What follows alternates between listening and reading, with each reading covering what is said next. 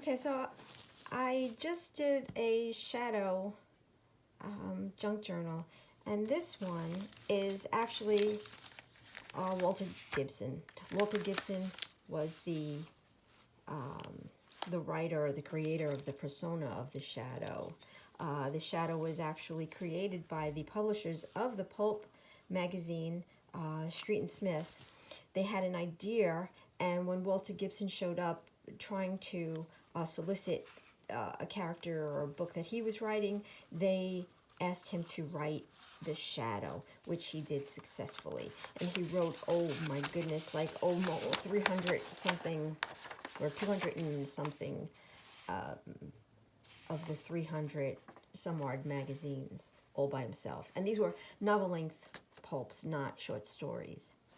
So this is a recreation of the Street and Smith letter explaining the terms of what happened. And I tried to recreate a lot of the things. It's very difficult to see actual images because so much of the stuff are in university collections, and you actually have to go there and request permission to see them.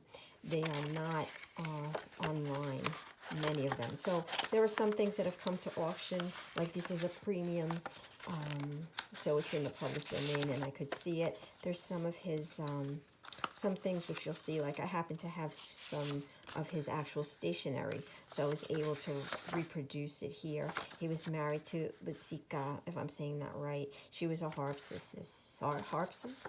She played the harp. I don't know if you say the harpsist. The shadow was also in comic books, as well as in the pulps, and there are some movies about the shadow as well. Different interpretations of him, but he was a really interesting guy, Walter Gibson. He had a house in Maine, and he lived a second house in Maine. He lived in a small town upstate New York. This is a beautiful image of the shadow, which actually Walter Gibson owned the original painting for this.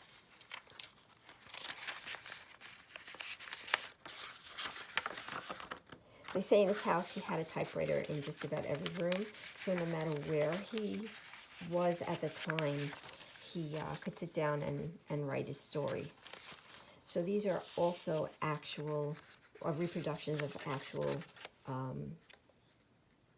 items that had come to auction that belonged to Walter Gibson.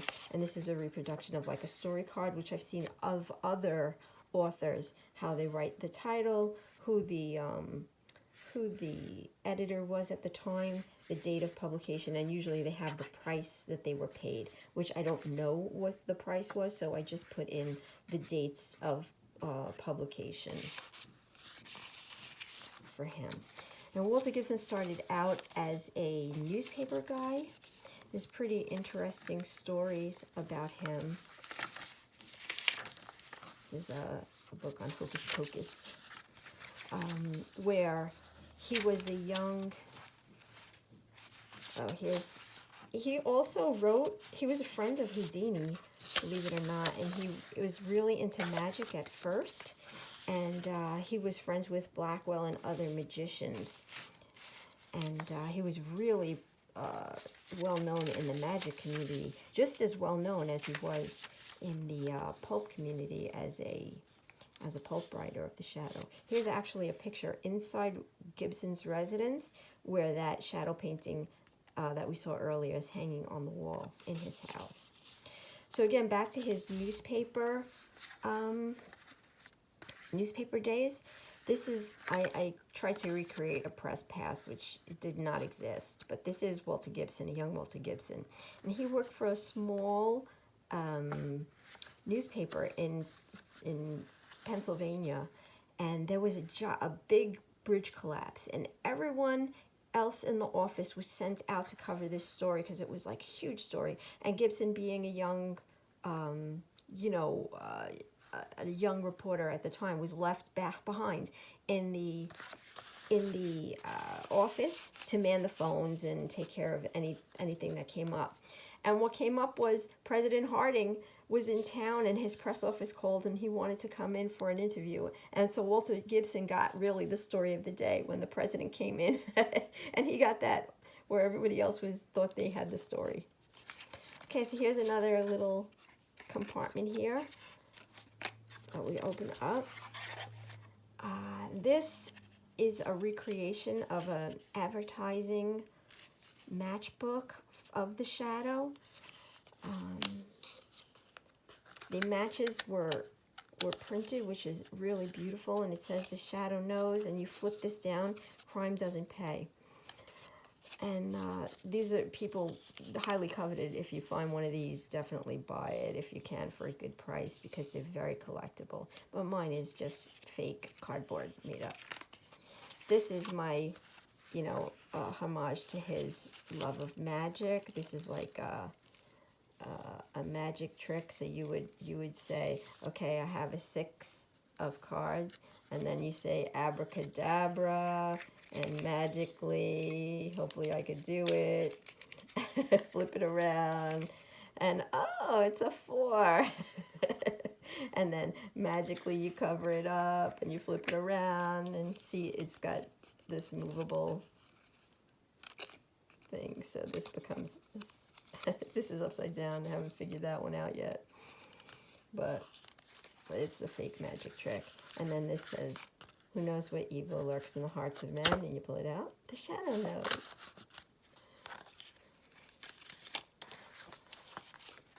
So that's that. Get this up.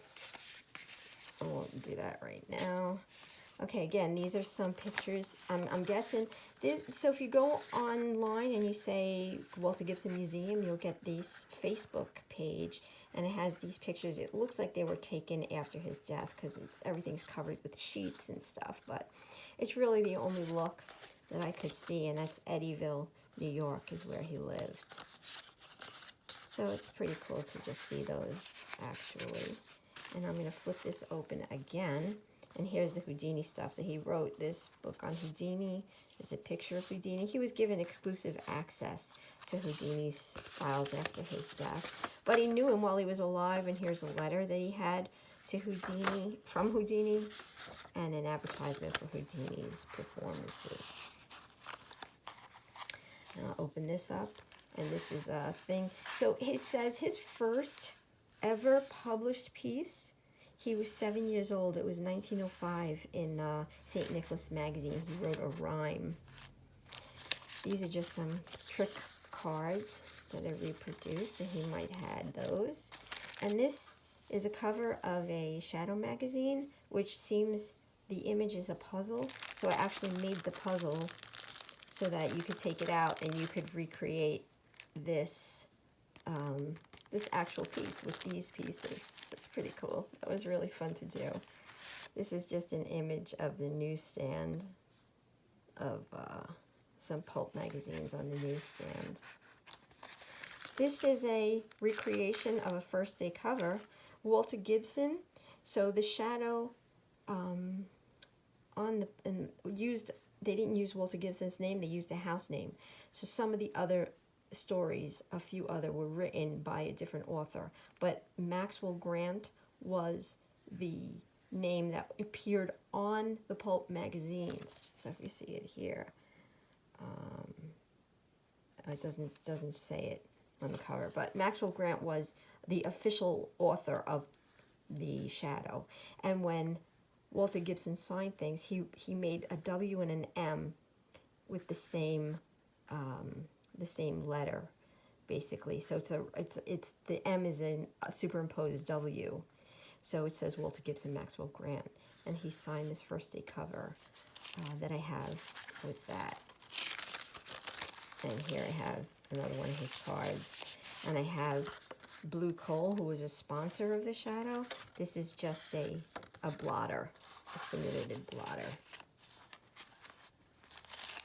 That's pretty cool. Put that in here, that in here. And here I have a pop-up of the shadow. Pretty cool.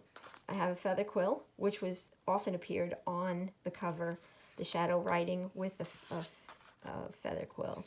And this is actually, so I have an advertising piece like this from Walden Books.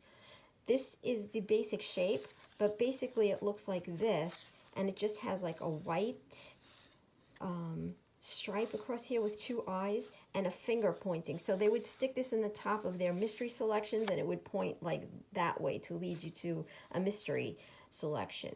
And it always looked to me like they were trying to reproduce the shadow because it was very shadow looking. So when I reproduced it, I just went all in with the shadow and I made it a shadow piece. And you could use it, I guess, as a bookmark or whatever. But it actually from Walden Books. And then on the back here, I just have another shadow. This is an early image of what the shadow looked like. And here is another copy of an advertising mutual history. And that's it. That's my Walter Gibson junk journal. I hope you enjoyed that.